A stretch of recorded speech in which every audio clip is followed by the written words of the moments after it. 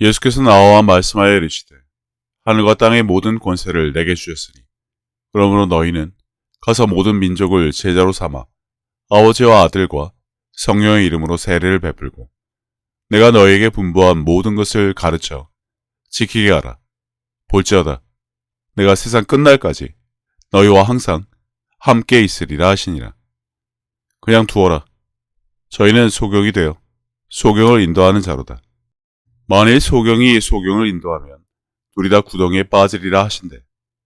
마음에서 나오는 것은 악한 생각과 살인과 간음과 음란과 도둑질과 거짓 증거와 회방이니. 너희는 나를 불러 주여 주여 하면서도 어찌하여 나의 말하는 것을 행치 아니하느냐. 내게 나와 내 말을 듣고 행하는 자마나 누구와 같은 것을 너희에게 보이리라. 결론부터 보자면 주님이 언급하신 제자의 조건은 몇 가지가 있습니다. 마태복음 28장의 제자를 삼는 자, 마태복음 16장에 자기 십자가를 지고 주님을 따르는 자, 요한복음 13장에 서로 사랑하여 사람들이 주님이 제자임을 알게 하는 자, 요한복음 14장에 나를 사랑하여 내 말을 지키는 자라고 말입니다. 이건 기본적인 조건으로 그 외에 주님의 말씀대로 행하는 것들이 있어 오늘 그것을 살펴보겠지만, 그래서 지금 교회마다 하는 제자 훈련은 이런 것이 가능하도록 이미 제자인 자가 사람들이 예수님이 제자인 줄 알 수 있을 정도의 사람이 가르치고 있습니다. 성경에 기록된 제자들이 했던 것과 똑같은 것을 믿음으로 행하는 자가 될 수 있게 말입니다. 아니죠. 비슷하지도 않습니다. 갑자기 드는 생각인데 첫 번째 구절의 거짓 증거와 회방이 요즘 한국 교회가 박혁을 대하는 것과 같다는 생각이 드네요. 아무튼 교회마다 차고 넘치는 제자 훈련. 그런데 그 강사라는 자들이 대부분 그 교회의 목회자인데 그 중에 예수님께 배운 제자가 있어서 제자 훈련을 시키던가요? 당연히 있을 수 없죠. 그러면 스데반과 같은 자에게 배워 그래서 하다못해 예수님이 제자와 같은 능력이 있는 자들이던가요? 소핀 강정처럼 겉만 번지르르 하지 실상은 아무런 권능조차 없는 헛개비 같은 목회자들이 무슨 자격으로 교회에서 제자 훈련을 한다는 것인지 그 실상을 알아보고자 합니다. 교회마다 하는 착각이 십자가 복음을 전해야 좋은 교회라고 합니다. 성경에는 천국 복음을 전하라고 하셨는데 말이죠. 예수께서 온 갈릴리에 두루 다니사 그들의 회당에서 가르치시며 천국 복음을 전파하시며 백성 중의 모든 병과 모든 약한 것을 고치시니 이 천국 복음이 모든 민족에게 증언되기 위하여 온 세상에 전파되리니 그제야 끝이 오리라. 게다가 성경에 언급된 제자, 열매를 많이 맺어 아버지께서 영광을 받게 하는 자, 그리고 서로 사랑하라는 주님의 계명을 지켜 그분이 사랑 안에 거하는 자를 말하고, 열매라고 하면 포도나무 비유를 제외할 수 없는데 포도나무의 예수님에게 붙은 가지에서 포도라는 열매가 열리는 비유, 주님의 멍에를 메고 그분의 가르침을 받아 그분께 순종하고 사랑으로 행하는 제자들의 삶에 나타나는 당연한 결과임을 안다면 예수님이 보이신 열매나 제자의 열매나 같을 수밖에 없습니다. 그리고 구원에 대한 개념, 복음을 듣고 믿는 자는 하나님의 은혜로 구원을 받으나 오직 구원은 하나님의 은혜이니 한번 구원은 영원한 구원이 아닐 수 있다는 다양한 신학적 개념이 말씀을 두리뭉실하게 만들어버렸는데, 영원토록 함께 하시겠다는 약속에 대한 이해 부족은 물론이고 복음을 듣고 끝까지 믿음을 유지하지 못하는 자는 거짓 선지자의 비유에 언급된 불법을 행하는 자가 될 수 있기에 하나님과의 관계 유지에 최선을 다해야 하는 책임을 회피해서는 안 된다로 받아야 하나, 작심삼일의 사람이 궁여지책으로 만들어낸 말은 잃어버릴 수도 있다는 것을 전제로 게으른 사람에게 변명거리를 만들어 주었고 열심인 자들에게는 두려움을 줘서 종교적인 행위에 머물게 하는 낮은 수준으로 만들어버린 잘못을 범하곤 합니다. 홍세의 기간 주님에 대한 생생한 믿음과 깊은 사랑을 수발하는 기사와 표적이 그분의 임재에 대한 강력한 증거이자 수많은 간증을 만들어냈기에 그것을 보고 배운 제자라 함은 주님이 하신 일과 똑같은 일을 하는 자라는 것에서 결코 예외가 있을 수 없습니다. 치유를 하고 귀신을 쫓는 행위, 기사와 표적과 같은 영적인 일이 나타남은 단순한 신성한 능력이 아니라 하나님에 대한 심오한 믿음과 진정한 사랑의 표현이라는 것을 알아야 합니다. 천국 복음은 도시를 기쁨으로 사로잡았고 구름처럼 몰려들어 복음을 통해 변화된 삶을 경험하게 했습니다. 그러나 주님의 부활 후 초대교회의 정신에서 비참할 만큼 멀리 벗어난 한국교회는 그 능력을 상실한 지 오래입니다. 단순한 성경풀이 전달과 도덕적 선행의 실천으로 기독교를 축소시킨 정체성은 이를 입증하고 있죠. 복음을 전하는 목적이 이타적인 사랑에 있다면 지금의 교회는 하나님과의 거래를 통해 개인적인 축복을 확보하기 위한 단순한 도구로 전락시킨 접근 방식을 주류로 삼고 있습니다. 그러한 과정 중에 진정한 제자, 주님이 공생의 기간 보여주신 것은 과거의 한시적 이벤트로 단정을 하여 제외를 해버린 반죽짜리 복음이 지금 한국교회가 전하는 것이 전부인데, 그러면서 제자 훈련이나 행사를 여전히 한다는 아이러니에서 벗어나지 못하는 것은 안타까운 현실일 뿐입니다. 주님이 언급하신 표적은 믿는 자에게 따르는 단순한 신성한 능력을 강조하신 것이 아닙니다.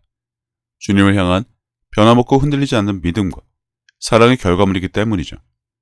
성경을 학문으로 접근하기 좋아하는 자들은 성경의 연대기를 작성해서 기사와 표적의 감소 현상을 통해 표적은 끝이 났다는 것을 어떻게든 주장하려 하나, 영어 문법을 공부한 사람이라면 누구나 알 수 있는 것을 어거지로 만들어내려고 하다 보니 빈 껍데기 제자나 만들어내며 제자 훈련이라는 거창한 이름을 붙일 뿐입니다.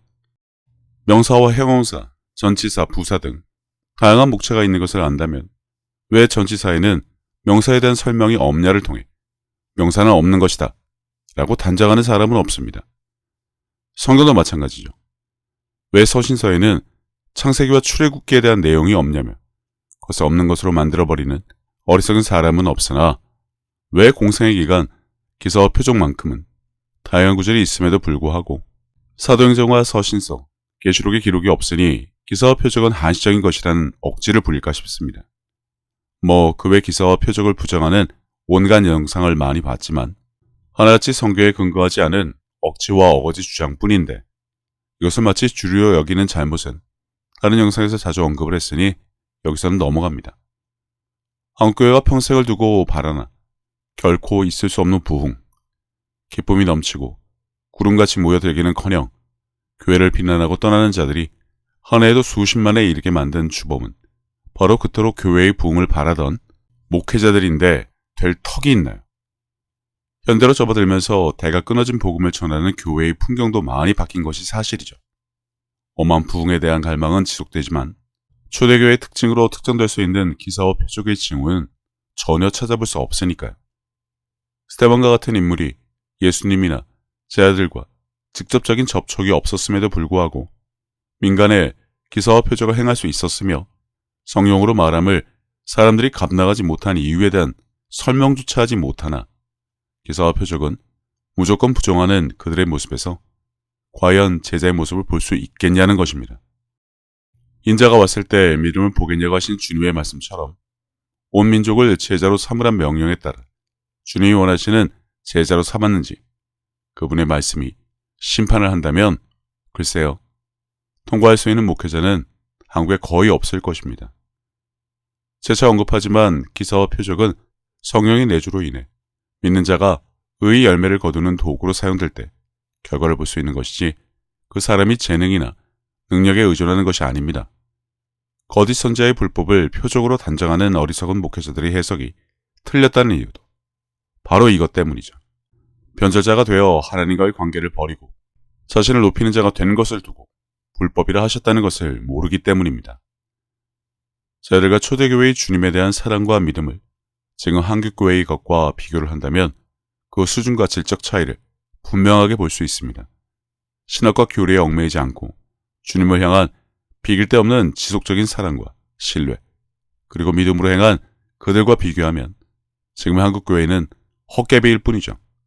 공생애와 초대교회에서 사람들이 목격한 기사와 표적은 믿는 자에게 따르는 필수적인 요소였으나 지금의 한국교회, 거짓 선지자의 마귀의 졸개로 몰아가니 변질이 돼도 너무 되었다는 것입니다. 말씀은 물론이고 주님의 능력과 사역조차 축소시킨 한국교회. 그러면서 제자 훈련을 한다고 주님을 믿고 사랑한다고 합니다. 나를 믿는 자는 내 말을 지켜 행한다에 대해서는 표적이 따라야 믿는 것이냐며 엄한 반박이나 하며 맹점을 흐리면 대수로 여기던데, 그래서 한국교회가 개독교란 소리나 듣는 지경에 이른 것입니다. 미국만 하더라도 이미 수많은 교회가 문을 닫고 있는 현실에 우후죽순 난립한 한국교회는 무사할까요? 유행 따라 반짝했던 온갖 업종이 지금은 흔적조차 없어진 것처럼 한국교회도 그렇게 되지 않으란 보장, 과연 할 수 있을까 싶습니다. 공생의 3년간 주님이 사람들에게 끼친 영향은 성경에 다 기록할 수 없을 정도로 방대했습니다. 천국 복음을 전하시면 물론 묶인 자들을 자유롭게 하시고 질병을 치유하고 귀신을 쫓는 등 행동하여 보여주신 삶을 살았으며, 그래서 그분과 동행한 제자들은 그분이 하신 그대로 행하는 삶을 이어갈 수 있었기에 그분이 제자라고 할 수 있었던 것을 보자면, 지금의 제자 훈련, 주님의 제자와는 거리가 먼 한국교회 목회자들이 하는 제자 훈련을 과연 진정한 제자 훈련으로 볼 수 있냐는 질문조차 어처구니 없을 뿐입니다. 주님의 제자는 단지 구경만 하던 견습생이 아니었습니다. 그분이 사명과 사역에 참여한 자들이었죠. 그러나 한국교회는 이러한 것을 무시한 채 신학적 논쟁과 교리적 논의에만 만족하는 수준에 멈춰 아무런 능력도 보여주지 못하고 있는 마당에 무슨 제자 훈련이냐는 것입니다. 가서 제자 삼으라는 찬양은 하지만 알맹이도 없는 헛개비나 양성하는 제자 훈련. 가서 제자를 삼으라는 예수님의 부르심은 신자들은 물론이고 복음을 듣게 될 만민에게 예수님의 12제자 행동을 본받게 하라는 최대의 명령이란 것조차 망각을 했으니 제대로 된 훈련이 되겠냐는 것입니다. 선교제에 나가 좋은 일을 많이 하는 선교사들이 많은데 주님의 제자와 같은 사람은 거의 없는 실정이 한국교회의 현주소일 뿐입니다. 가서 좋은 일은 많이 합니다만 그게 제자들이 했던 일이냐고 반문조차 하고 싶지 않은 수준이라 넘어갑니다. 능력이 따르지 않아 이러지도 못하고 저러지도 못한 채 온갖 어려움을 스스로 극복해야 하는 그들의 노고에 교회의 지원은 충분한지 모르겠네요. 마음고생이 이만저만하지 않을 텐데 말입니다. 이와는 반대로 노력에 대한 수고를 강조하는 교회가 많은데 그건 사람들의 칭송으로 이미 상을 받았으니 그것이 전부일 수 있다는 것입니다. 제자는 단순한 신학도가 아니라 주님의 사역에 동참한 사람들을 말합니다.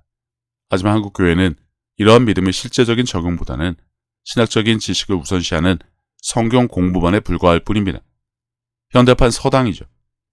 물론 성경에 대한 이해는 중요하지만 그것을 위해 신학이 필수는 아닙니다.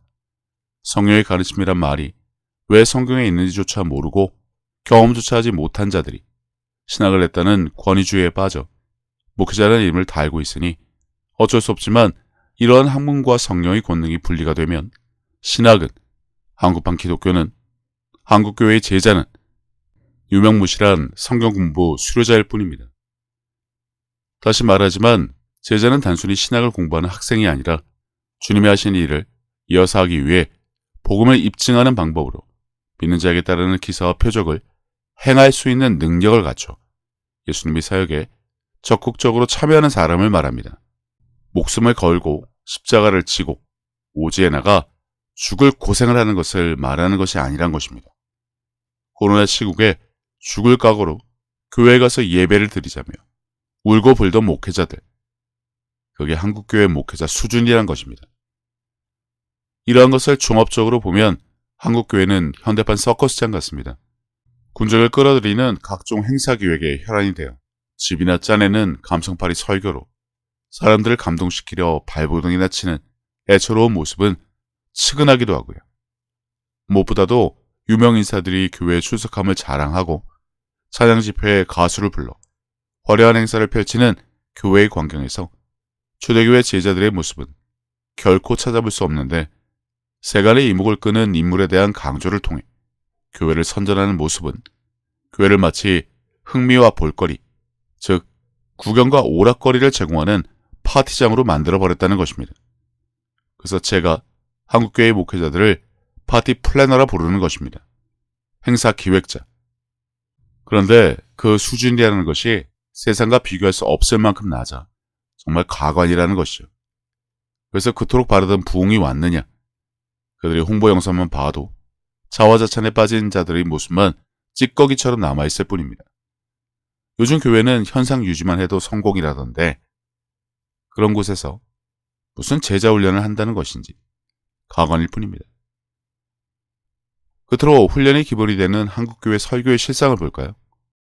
설교가 하나님에 대한 진정한 믿음과 사랑의 표현이라기보다는 영국적인 어조로 진행될 때, 즉 설교자가 무성 영화의 변사처럼 목소리를 바꾸어 애절한 몸짓으로 대사를 암송할 때, 이것이 그들이 배출하는 제자에게 기대되는 진정성과 일치하는지만 봐도 그 제자 훈련의 실체가 얼마나 가관인지 알 수 있습니다. 설교의 본질은 복음이 심오한 진리를 경험한 목회자들이 전달하는 데 있지 본질에서 벗어난 쇼맨십에 있지 않습니다. 하기사 성경에 게시된 하나님의 질서는 단순함, 겸손, 복음의 변화시키는 능력에 초점을 맞추는 것이라는 사실조차 모르니 박혁의 발차기나 걸고 넘어지며 성령의 사역은 질서가 있다며 선비질에 꼰대질이나 하던데 교회에서 하는 서커스나 좀 어떻게 보기 좋게 정비라도 했으면 합니다. 교회는 사람들의 칭송을 받으며 영과 진리로 드리는 예배의 장소가 되어야 하고 영적인 성장, 진정한 제자를 양성하는 곳이 되어야 하지만 지금 교회는 노인정, 복지관, 어린이집, 급식소, 노래교실에 더 가까운데 무슨 제자 훈련을 할 수 있을까 싶습니다. 뭐 어떻게든 한다고 치죠. 그럼 그들이 주님의 제자나 스테반과 같은 수준일까요? 모가 학원이 난립하는 한국, 교회라고 예외는 아닙니다.